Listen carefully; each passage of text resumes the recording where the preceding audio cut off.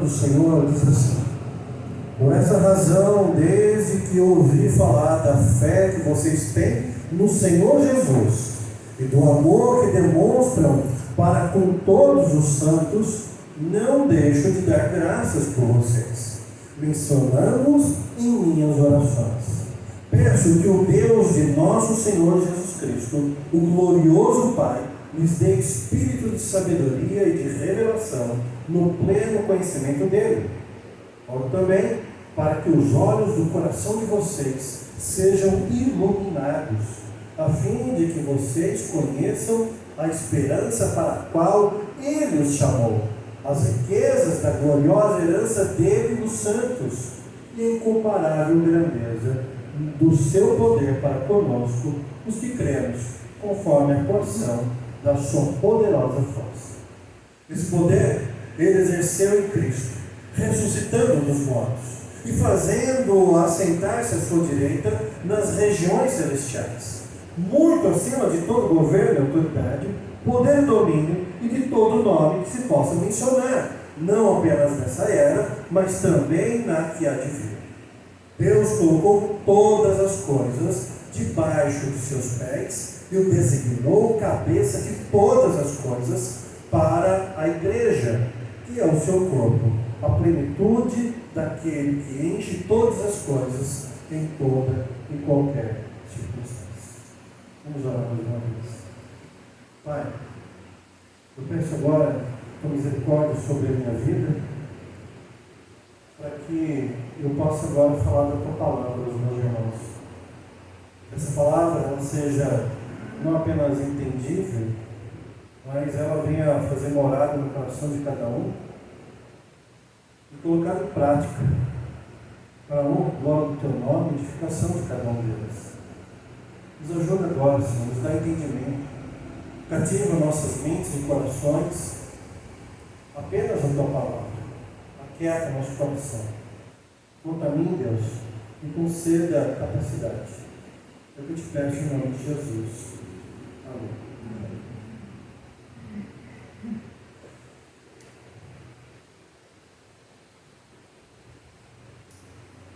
É fato que o número de igrejas em nosso país tem se multiplicado quase que diariamente.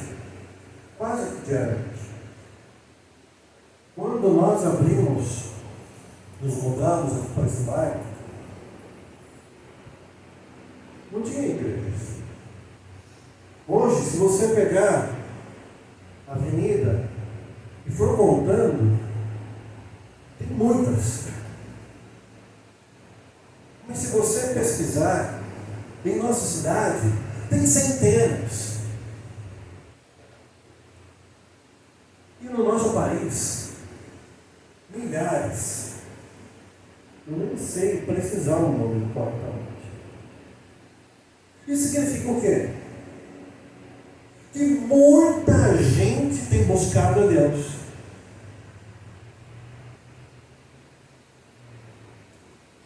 Na teoria, poderíamos dizer isso. Mas na prática, o que constatamos é que essas igrejas, esse número elevado de igrejas, esse número elevado de pessoas indo a essas igrejas, não traduzem em santidade para a sociedade.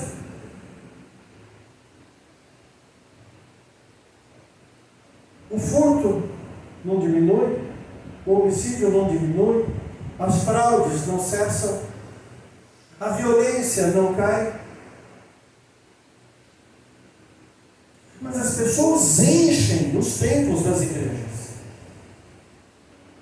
E quando abrimos o leque para religiões, então, 99,9% dos quase 300 milhões de habitantes do nosso país exerce algum tipo de religiosidade.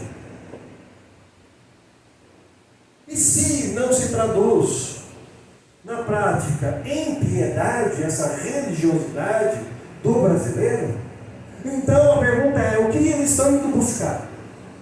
O que buscam essas pessoas? Algumas buscam riquezas, prosperidade. Algumas buscam um Deus que lhes conceda condições financeiras melhores, capacidade de abrir negócios, business. Alguns buscam cura física, ou cura para os seus relacionamentos. E eles buscam nessas igrejas artifícios para resolverem essa situação. Então, dependendo do lugar que essas pessoas entram, elas dizem o seguinte: estou aqui porque o meu casamento está destruído, estou aqui porque o meu relacionamento na minha família, com os meus filhos, com os meus pais, foi por água abaixo. Então alguém diz para elas: isso daí é o diabo, isso daí é o demônio XY que entrou na sua vida e está destruindo o seu filho, está levando para as drogas, para a prostituição, e o seu casamento está ruim. Por quê? Porque vocês não têm fé de depositar aqui no altar, ou na caixa, ou onde quer que seja, um valor elevado para que o diabo se afaste da sua vida e Deus entre e tome o lugar, pois verá a quantidade do dinheiro depositado e te abençoará proporcionalmente a essa quantidade. Tem gente que não busca nada disso. Tem gente que busca bem-estar, um ambiente social mais sadio, melhor qualidade. Não porque exista santidade, mas porque existe uma confirmação para o ego dessas pessoas. Então, não raramente as pessoas dirão: ai, melhor meu filho ir lá naquela igreja, eles são esquisitos, tem aquilo que é errado, eu não concordo com muita coisa, mas é melhor lá do que na rua, é melhor lá do que no... Ou seja, é melhor lá do que cá. Não é que lá é bom, lá é santo, lá Deus é soberano. Não, é que lá é melhor do que cá. Mas acredito eu, acredito eu, que na grande maioria das vezes as pessoas vão para aliviar suas consciências.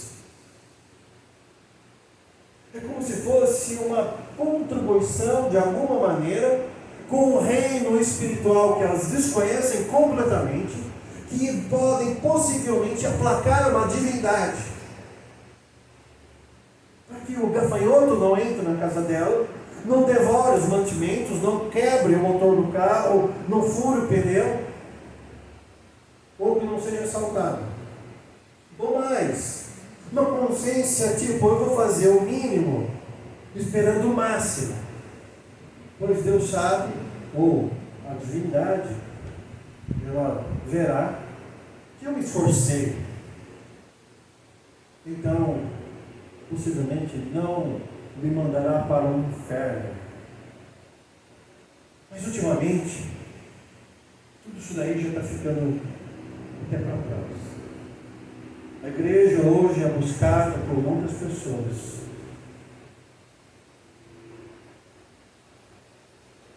como palco para a prática dos seus pecados. Eu acho, eu sinto, eu acredito, eu ouvi dizer, eu penso assim, e trazem tudo isso para dentro das igrejas e formatam, moldam essas igrejas conforme as suas pseudo-necessidades. Mas o que se busca, o que devemos então buscar numa igreja, o que vocês devem buscar numa igreja? Já se fizeram essa pergunta? É se sentir bem? Se for, tome cuidado, porque sentimento é uma coisa muito humana, e a Bíblia diz que o coração do homem é enganoso.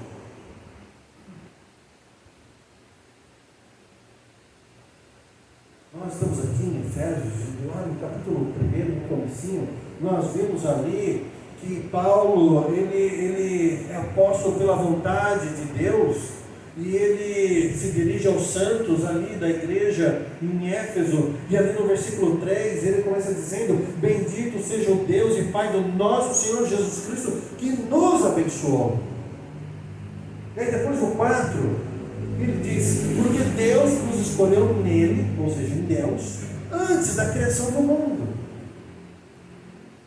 Deus, ele te escolheu antes que ele criasse o mundo, antes que ele criasse a humanidade. Ele já sabia de você, ele já tinha planejado você, e ele já tinha escolhido você. Para quê?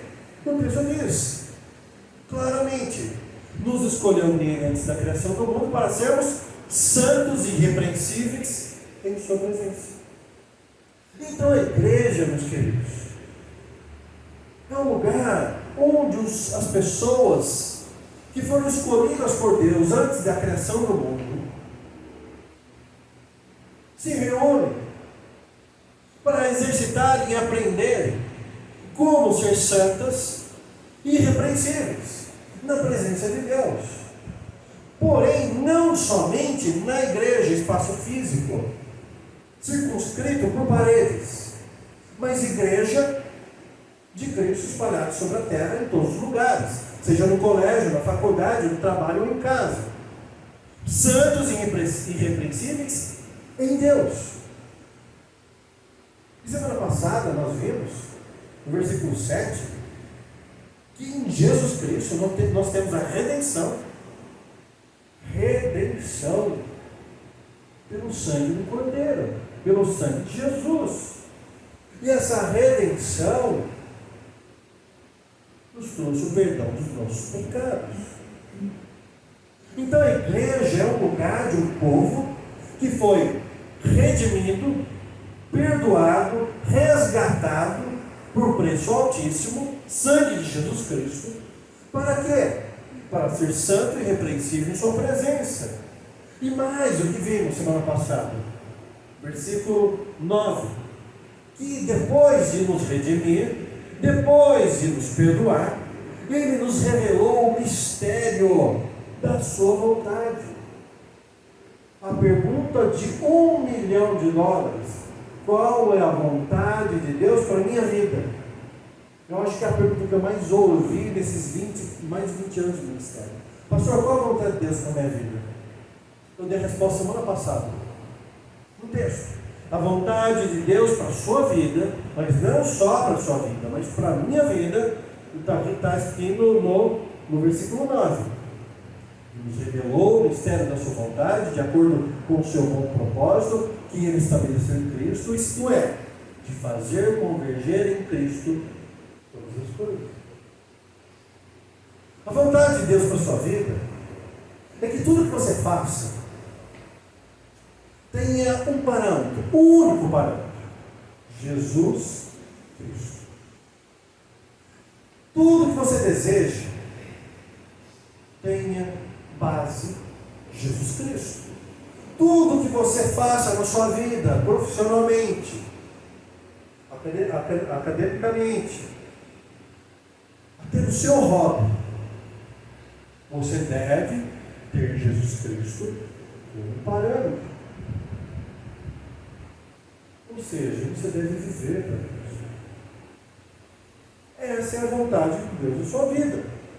Então as perguntas na prática vão ser respondidas. É o seguinte: tenho esse emprego A, esse emprego B. Qual dos dois é a vontade de Deus? Esse paga muito, esse paga pouco, mas como escolho? O que paga mais, o que paga menos, o que é mais perto da minha casa, o que é mais longe?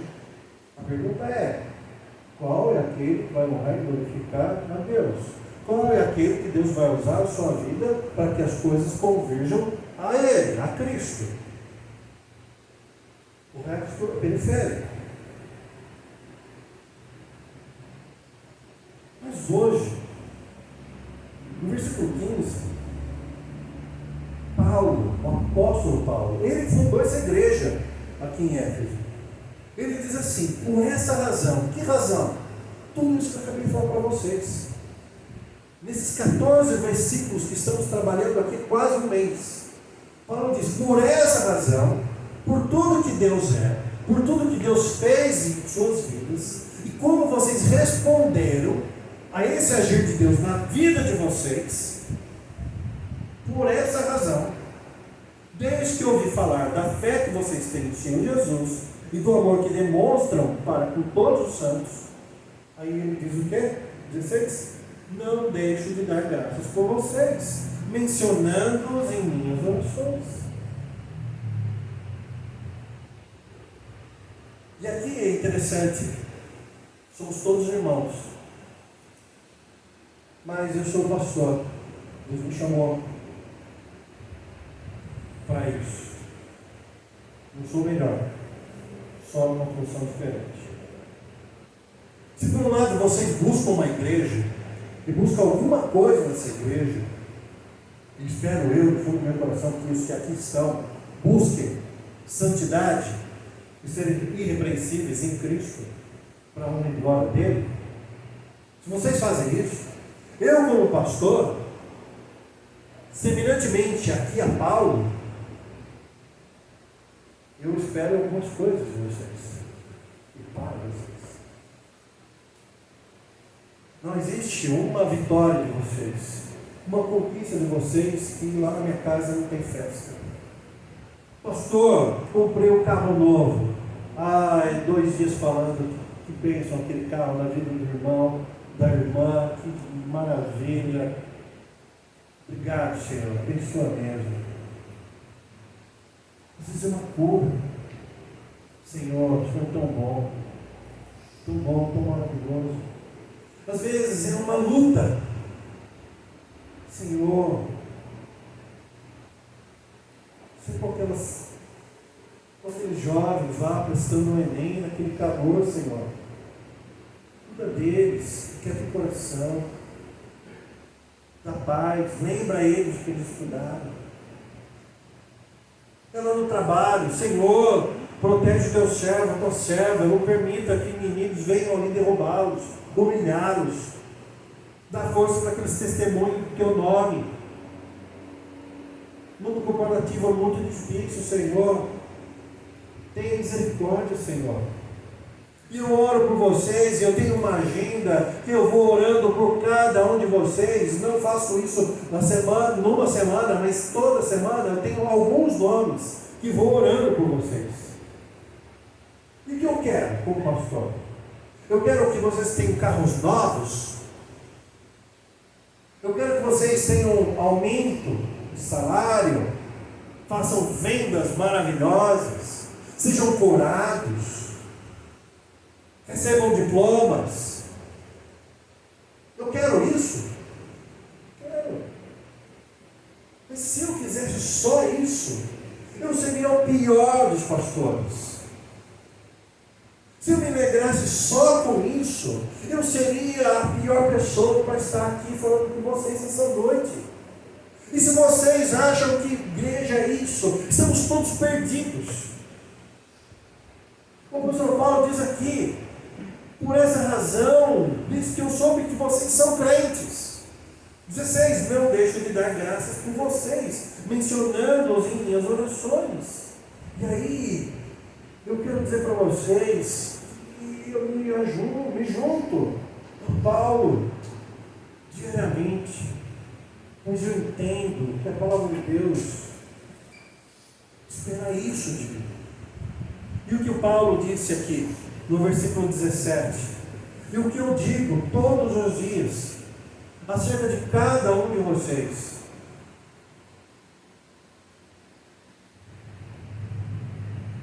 Paulo disse assim para aquela igreja: irmãos, versículo 17, peço que o Deus de nosso Senhor Jesus Cristo, glorioso Pai, lhes dê espírito de sabedoria e de revelação no pleno conhecimento dele. Sim, entenderam? Paulo está pedindo aqui. Vamos lá, de novo. Peço que o Deus de nosso Senhor Jesus Cristo, glorioso Pai, lhes dê espírito de sabedoria e de revelação no pleno conhecimento dele. Olha esse pedido. Olha esse pedido. Eu oro a Deus pelas suas vidas. Peço que Deus se revele a vocês. de uma maneira tão confundível, tão clara, que vocês consigam reproduzir o que o diácono Paulo falou agora há pouco. Eu não quero conhecer a Deus apenas de ouvir falar. Eu não quero conhecer a Deus através de terceiros. Eu não quero uma experiência com Deus de segunda mão. Eu não quero sentir arrepio através de um louvor. Eu não quero sentir uma emoção através de luzes piscantes. Eu não quero ter uma experiência com Deus através de uma indução emocional. Isso é segunda, terceira mão. E às vezes é mão que não leva a lugar nenhum, muito menos a Deus. Mas eu oro e peço que Deus se revele a vocês, e vocês tenham um conhecimento de Deus, do Deus verdadeiro. Não de ouvir falar, mas porque vocês o conhecem. Não é porque eu conheço e falo para vocês que Ele é maravilhoso, mas que vocês conheçam e digam: Ele é maravilhoso, Ele é poderoso, Ele é Deus. Eu quero que vocês orem e digam: Pai nosso que estás nos céus. E digam: Pai, Pai. A oração de Paulo para aqueles irmãos aqui, eles conhecessem a Deus de perto.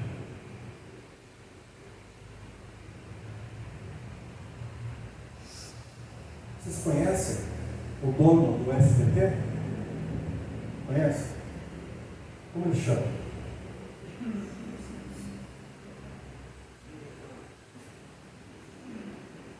Vocês conhecem o melhor jogador de futebol masculino do mundo? Eu quero mandar. Estou com você. Mas ele não ganhou a bola de ouro, né? Sim. Foi um outro. Você conhece esse? Conhece? Às vezes as pessoas acham que conhecem Deus. Você não conhece. Você não conhece o dono do sono. Você não conhece o jogador de futebol. Você sabe o nome dele. Você sabe algumas coisas que é colocada na mídia. Você não sabe quais são os sonhos dele, quais são os medos. Você não sabe.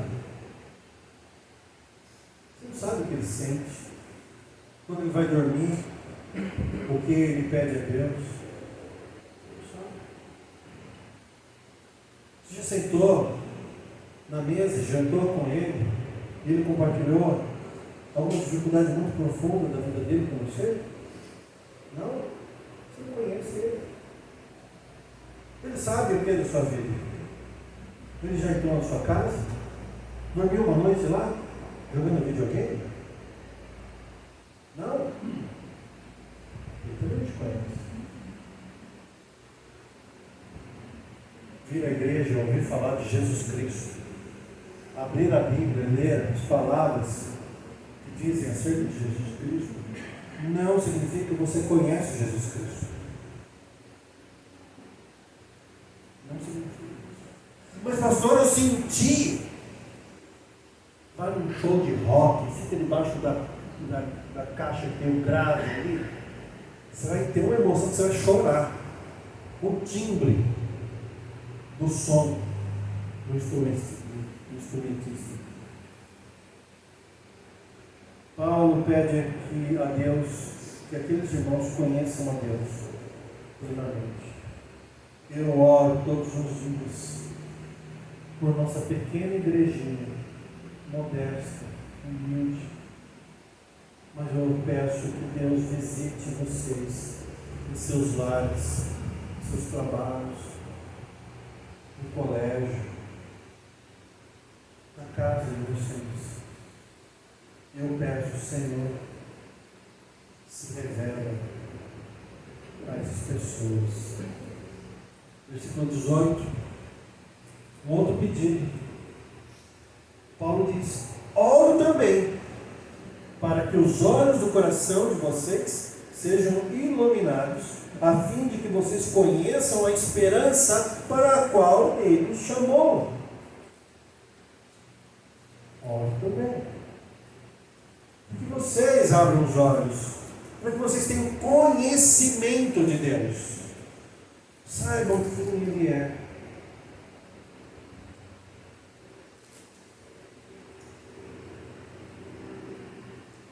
Eu sei que não são poucas pessoas que teve uma experiência ruim na escola. Sabe? Lá no colégio. Aliás, o ensino médio é retratado na TV como a pior época da vida da maioria dos adolescentes. Eu não sei se você se sentia torturado, precisando sentar numa carteira e tendo que escrever à mão, o professor escrever na lousa. Eu não sei se dava em você uma agonia. Quando precisava aprender um conteúdo de história, geografia, ou aprender a resolver as equações matemáticas. E quem é aquele louco da hipotenusa? Onde eu vou usar isso na minha vida? Eu não sei, talvez sim. Aí você vem para a igreja, o pastor fala, gente, vamos aprender história. E eu conto para vocês o que Deus fez na vida do povo de Israel, na vida dos apóstolos, na vida dos mártires, na vida da igreja. E as pessoas falam, mas pastor, eu já saí da escola, eu não quero mais saber do passado. Eu quero saber aqui, agora, eu quero saber de bênção. Libere uma bênção na minha vida aí, profetiza uma bênção na minha vida. E eu vou falar para vocês, não, meu querido, olha, você tem que olhar aqui para a Bíblia, olha o que aconteceu na vida de Paulo. Por Paulo falar essas coisas, ele passou por isso, e Deus se apresentou para ele, pastor, mas cansa, é muita informação. Faz uma oração forte para ir embora para casa. Mas é necessário. Então Paulo ora, e eu oro também, para que vocês consigam aprender quem é Deus e o que Ele faz, porque se vocês não conseguirem entender, se vocês não forem capazes de ter a paciência de aprender tudo que Deus tem feito na vida do seu povo ao longo da história, vocês não conhecerão a esperança para a qual Ele chamou vocês. Qual é a esperança que Deus chamou vocês, meus queridos? Qual?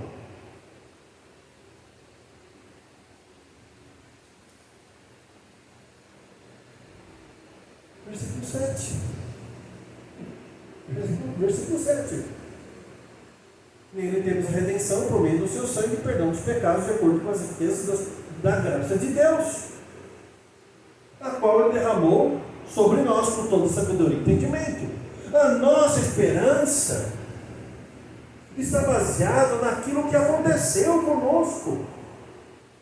Quando Deus Todo-Poderoso decidiu se tornar homem, encarnou através daquela camponesa chamada Maria, e no meio dos homens sofreu toda a injúria, toda a ignomínia, todo o sofrimento que um homem poderia sofrer. Fisicamente ele foi açoitado, esbofeteado, teve sua carne dilacerada pelos chicotes, sua cabeça furada pelos espinhos, suas mãos perfuradas pelos pregos, seus pés a mesma coisa. Ele foi cuspido, ele foi traído, ele foi negado, ele foi abandonado.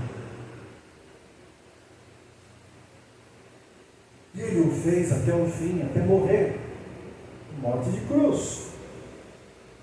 Para quê? Para que nossa esperança, para que nós pudéssemos hoje declarar, nós temos uma esperança que nos foi dada em Cristo, por Cristo, através da morte de Cristo. O descrente não tem esperança, meus irmãos.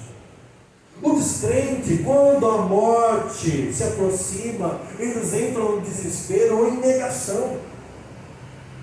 O cristão, ele olha nos olhos da morte, e para ele não é um fim, pois a esperança dele está guardada em Cristo Jesus, aquele que morreu na cruz do Calvário para a redenção, para o perdão dos nossos pecados. Ele nos garante em Deus o selo do Espírito Santo. Vimos semana passada. Então eu oro para que vocês vivam nessa terra as bênçãos de Deus e enfrentem também as agruras, fruto da queda. Mas o façam sempre lembrando: nada que nos aconteça aqui é ponto final da nossa história. Não. Nós temos uma esperança, porque nós conhecemos a Deus e conhecemos a Cristo, e nós conhecemos o sacrifício que Ele fez por nós. Nós nos enchemos de esperança, de certeza de quem nós somos e para onde iremos.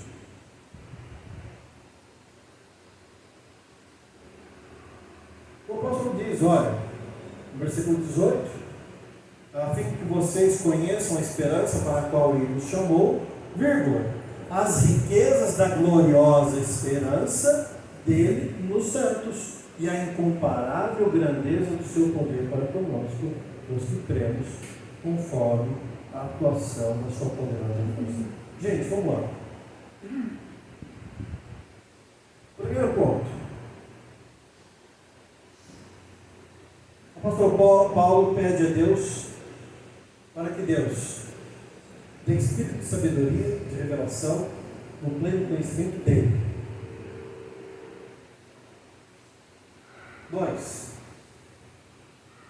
Uma vez que vocês conheçam quem é Deus, vocês adquiram a esperança nesse Deus. E 3. Por quê? Porque Ele é poderoso. Porque Ele 19 diz, e a incomparável grandeza do seu poder para conosco. A incomparável grandeza do seu poder para conosco.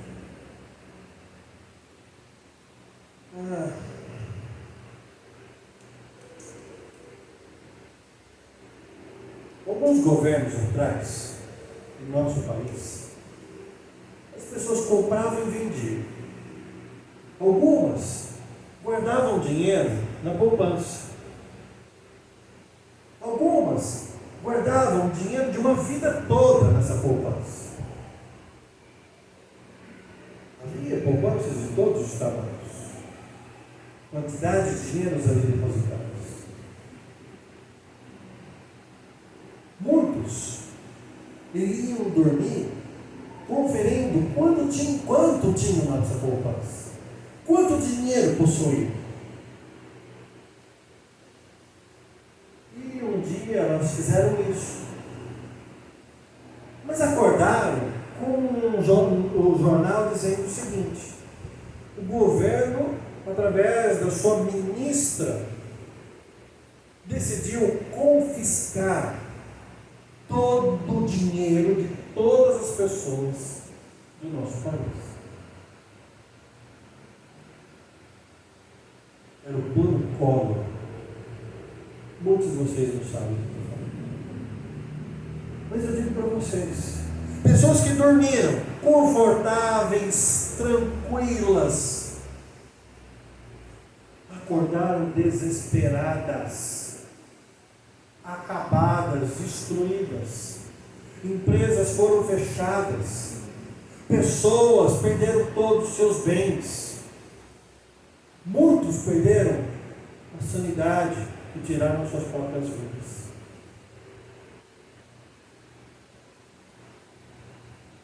A questão é que eles conseguiram dinheiro. Os meios não vêm ao caso, mas muitos conseguiram dinheiro. Muitos guardaram esse dinheiro, mas nenhum deles foi capaz de proteger esse dinheiro.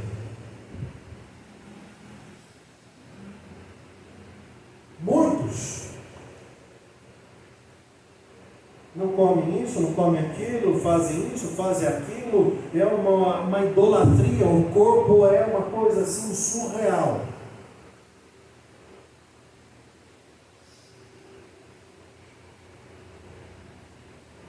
Mas um dia nos acordamos e descobrimos que temos uma doença.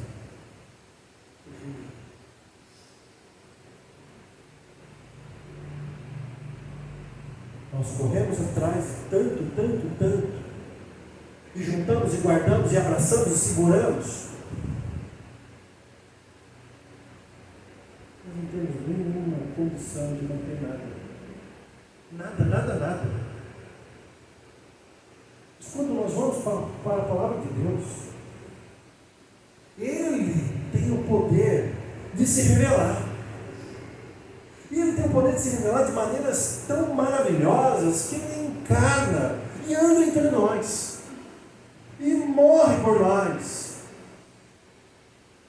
E Ele é capaz de abrir os nossos corações puros de pedra, transformá-los em coração de carne. Ele é capaz de abrir os olhos do nosso entendimento e nos mostrar que somos tolos. Ele é capaz disso. Convence um tolo. Você não consegue.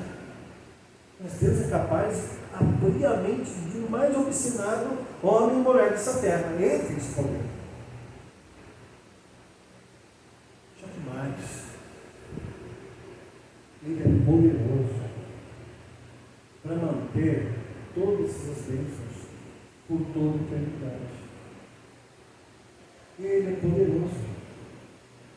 Não tem um plano do diabo que vai derrubar o que Deus tem reservado na sua vida. Não tem. Não tem um ser humano maligno nessa terra que é capaz de tirar você das mãos do Todo-Poderoso. Não tem.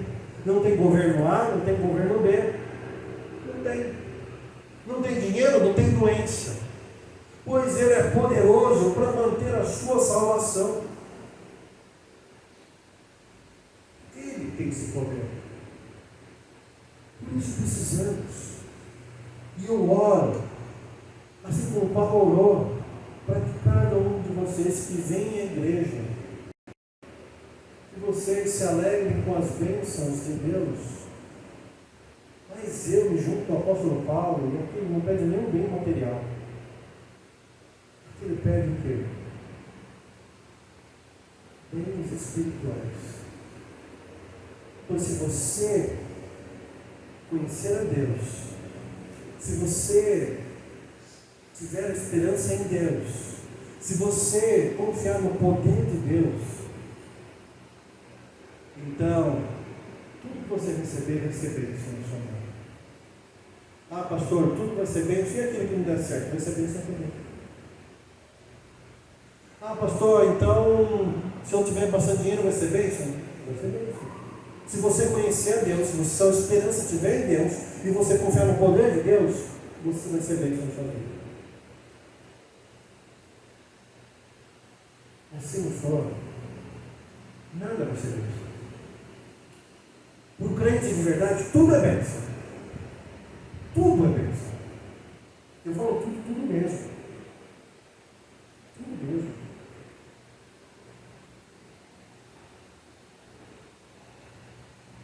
Nosso irmão, ele semana nós conversamos. Ele disse, pastor, seja feita a vontade de Deus em todas as coisas. A Ele toda a honra, toda a glória.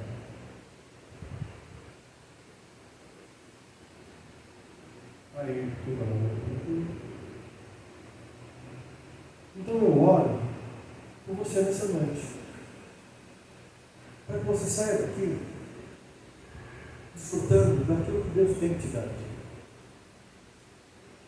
mas sempre buscando essas bênçãos, colocado na presença de Deus para honrar e glorificar Deus. Então, Deus dê trabalho para você, emprego, para que você ganhe dinheiro, cuide da sua família, para que você se alimente. Mas, em primeiro lugar, para que você seja farol, sal e luz naquele lugar. Para que você testemunhe do poder de Deus naquele lugar. Eu oro que Deus te abençoe com muitos bens materiais. É um telefone que você tenha o mais novo, mais bonito, mais potente, mais caro se for. Mas que você use esse telefone e que os céus o acompanhem no uso desse telefone. E a conversa no céu seja: ele, ela, usa aquele telefone para a glória de Deus. E eu oro que você consiga se casar com aquele namorado, com aquela namorada que você tanto quer, se for dentro da vontade de Deus, para que você seja feliz. Mas não em primeiro lugar, mas para que você glorifique a Deus nos seus relacionamentos e coloque Deus em primeiro lugar no seu namoro, no seu noivado, no seu matrimônio. Eu oro que vocês venham à igreja. Como eu fico feliz quando essas cadeiras todas estão preenchidas. Muitos estão viajando, sinto falta. Fico muito feliz quando vem visitantes. Muito. Mas em primeiro lugar, eu peço a Deus que vocês venham, que vocês compreendam quem é Deus e o que Ele quer para a vida de vocês. E que vocês vivam para honrar e glorificar esse Deus maravilhoso. E nunca se esqueça que Ele nos salvou a preço de sangue, não qualquer sangue, sangue de Jesus. E porque Ele fez isso, nós temos não apenas a esperança, mas a certeza absoluta que sempre estaremos bem, não importa o que nos aconteça no presente momento. E eu quero encerrar pedindo para você abrir em Romanos capítulo 8.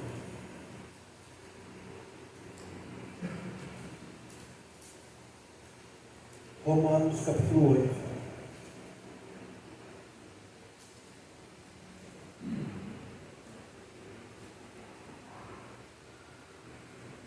Versículo 28. Romanos capítulo 8, versículo 28.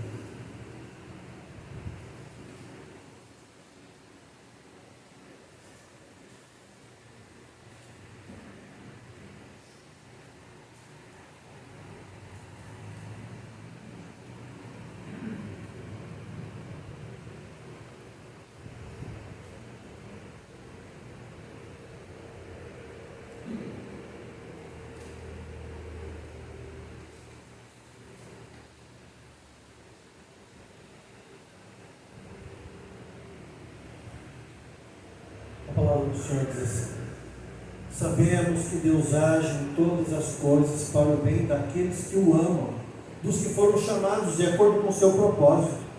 Pois aqueles que de antemão conheceu, também os predestinou para serem conformes à imagem de seu Filho, a fim de que ele seja o primogênito entre muitos irmãos. E aos que predestinou, também chamou. Aos que chamou, também justificou. Aos que justificou, também glorificou. Que diremos, pois, diante dessas coisas?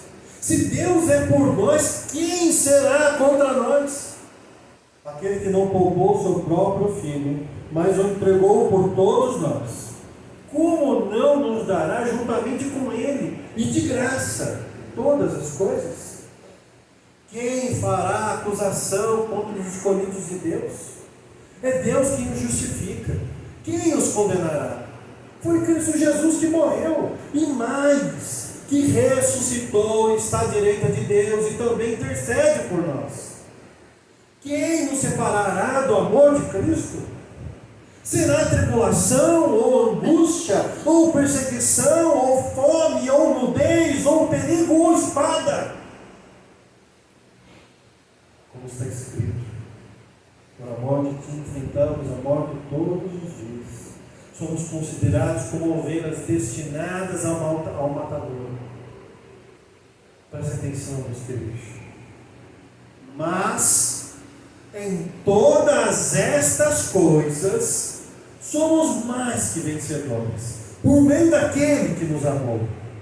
Pois estou convencido que nem a morte, nem vida, nem anjos, nem demônios, nem o presente, nem o futuro, nem quaisquer poderes, nem altura, nem profundidade, nem qualquer outra coisa na criação será capaz de nos separar do amor de Deus que está em Cristo Jesus, o nosso Senhor.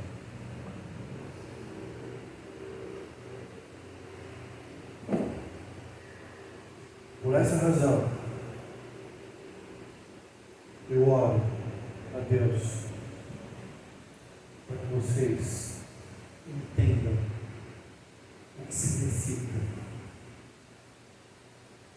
Jesus ter morrido por você.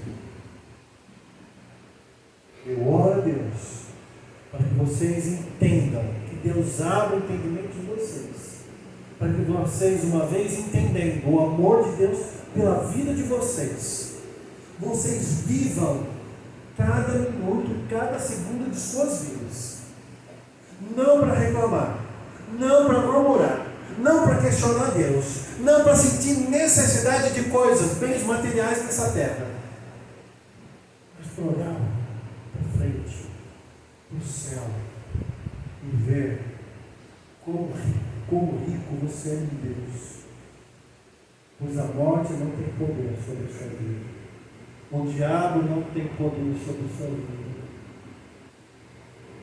Você pertence ao Todo-Poderoso. A sua herança está protegida. Ninguém a tomará. Está reservada. Quando chegar o dia, cada um de nós receberemos essa herança completamente à nossa disposição. Estaremos com o nosso Deus num lugar onde não há choro, não há dor, não há doença, não há morte, não há pecado. O diabo não estará lá. Os inimigos de Deus não estarão lá. Lá estará o Cordeiro. Lá estará o Pai, lá estará o Espírito Santo. E lá estarão os filhos e as filhas de Deus. Aqueles que foram redimidos, lavados no sangue do Cordeiro e perdoados para todos sempre.